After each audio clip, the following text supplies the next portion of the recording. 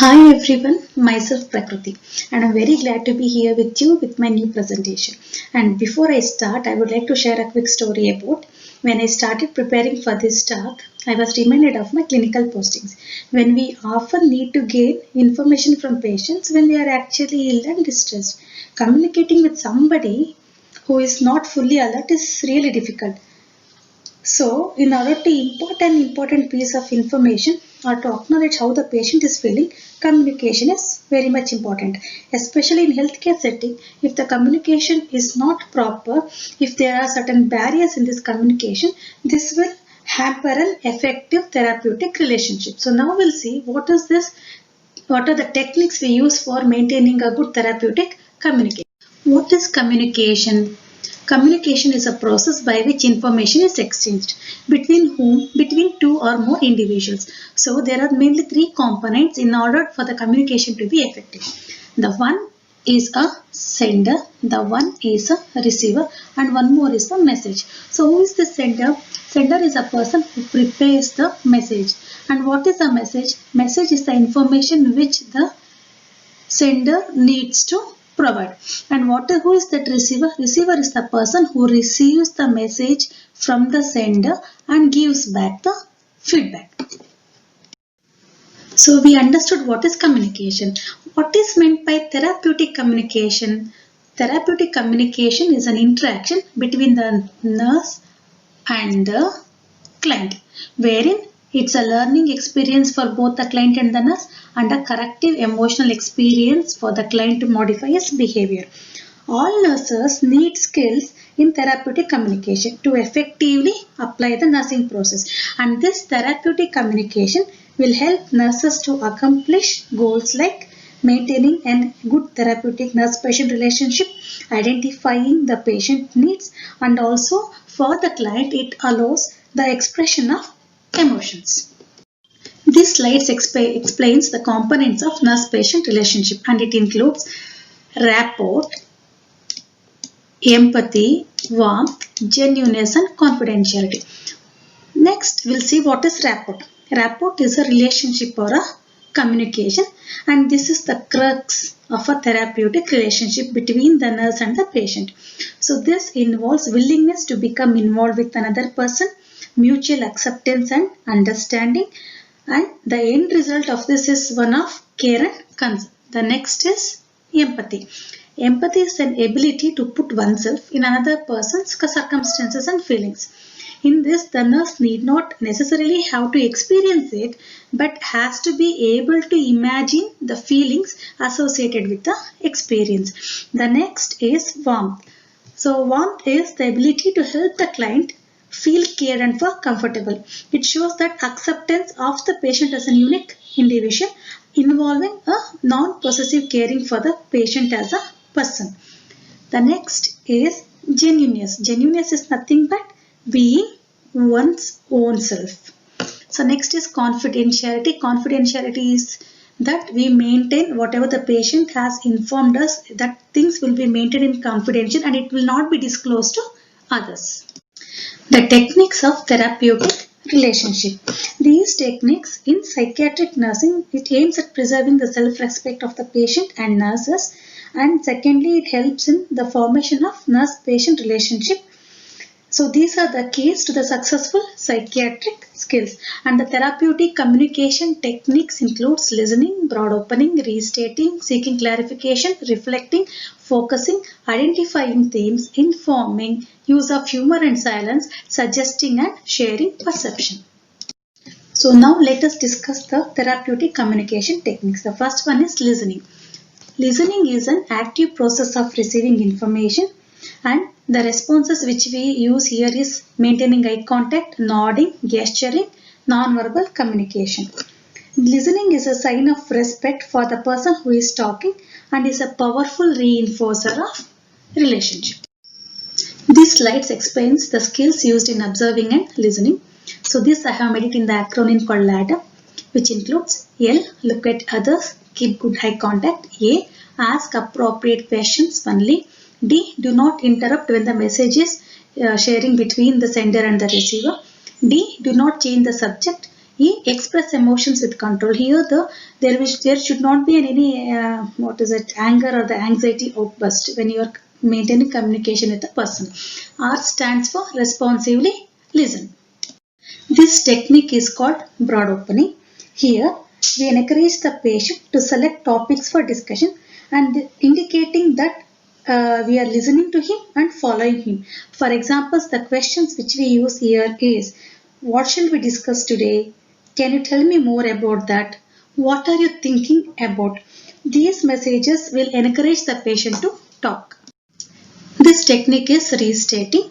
Restating, the nurse repeats to the patient the main thought which is expressed by the patient. So example I have given here is, you say that your mother left you when you were 5 years old. So this also brings attention to something which is important, and this statement shows that what is restating is not. Seeking clarification is our next technique. Here the patient's verbalization, especially when he is disturbed or feeling deeply, is not always clear. So the patient's remarks may be confusing or incomplete due to their illness. Here the nurses need to clarify the feelings and ideas expressed by the patients, especially in those aspects which are unclear. So the examples here like, I'm not familiar with your work, can you describe it further for me? Reflecting. Throwing back the patient's statement in a form of question that helps patient to identify feelings. So reflection of content is also called as validation. So here this consists of the responses to the patient's feeling about the content, and this is also for telling the patient that we are aware of what he is feeling. It increases our involvement with the patient. Focusing is our next technique. It means expanding the discussion on a topic of importance, like pursuing a topic until its meaning or importance is clear. This helps the patient to become more specific, move from vagueness to clarity, and focus on reality. So this encourages a description of the patient's perception and placing events in a time sequence, and focusing techniques that promote specificity and problem analysis. Example like, we will ask him, you were saying where we are focusing most important aspect of the conversation. Identifying themes.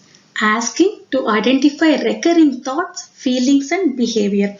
So this involves identifying the underlying issues or problems which are experienced by the patient, and once we identify the basic themes, it becomes very easy to decide which of the patient's feelings and thought.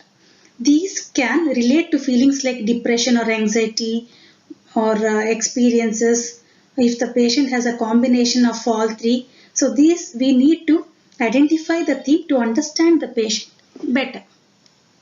The next technique is informing. Informing is nothing but the skill of information giving, and this helps the nurse in order to impart the health teaching or a patient education, and this is considered as one of the essential techniques in communication. The example here is, I think you need to know more about your medications. The next technique is humor and silence. What is humor? Humor is the discharge of energy through cosmic enjoyment. So it is socially acceptable form of sublimation. It's a part of a relationship which is a constructive coping behavior. The learning of humor will allow patient to express how others also feel, and this involves like joking, reveals new options to the patient, unchanging existences, those things. The next is silence. Silence is a lack of verbal communication for a therapeutic reason. The nurse silence prompts patient to talk. For example, just sitting with the patient without talking non-verbally communicates that we are interested in the patient, and it gives time for the patient to think and act. It encourages the patient to initiate conversation, and it also responds to a patient's comments. A safe approach is to maintain silence. Suggesting. It's a presenting of alternative ideas for the patient to problem solving. So this is a useful communication technique. which allows the patient to analyze his own problem area, and it will allow him to explore alternative coping mechanism. Example like, have you thought about responding to your boss in a different way when he raises that issues with you? So this suggesting techniques increases the patient's choices. The next technique is sharing perception. It means asking the patient to verify the nurse's understanding of what the patient is thinking or feeling. Example like, you are smiling, but I sense that you are really very angry with me. This helps to confirm the nurse's understanding and allows the patient to correct their own perception if necessary. And this further clarifies if there is any confusing communication between the both. Here I am going to present you a case of a 51-year-old female with a history of bipolar disorder. She attempted suicide to jump from the second story window. She narrated that she was on the floor, her husband was trying to hurt her, so she jumped. Then she wanted to hurt herself and also her husband. On admission, she reported she was depressed, suicidal and scared. Her mental status examination revealed that poor hygiene, restless motor activity, depressed and anxious. She had a circumstantiality. Insight was poor, intelligence is below average, and concentration is distracted. These are the therapeutic techniques which we used with the previous case presentation.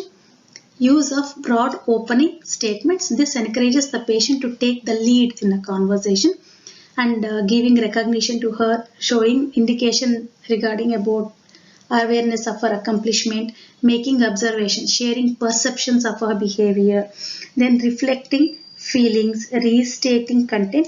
So this mirrors back the ideas the patient has expressed. Clarifying content clarifies unclear communication. This helps the patient to clarify own thoughts. Next, silence. As I told, it is an important aspect of therapeutic communication.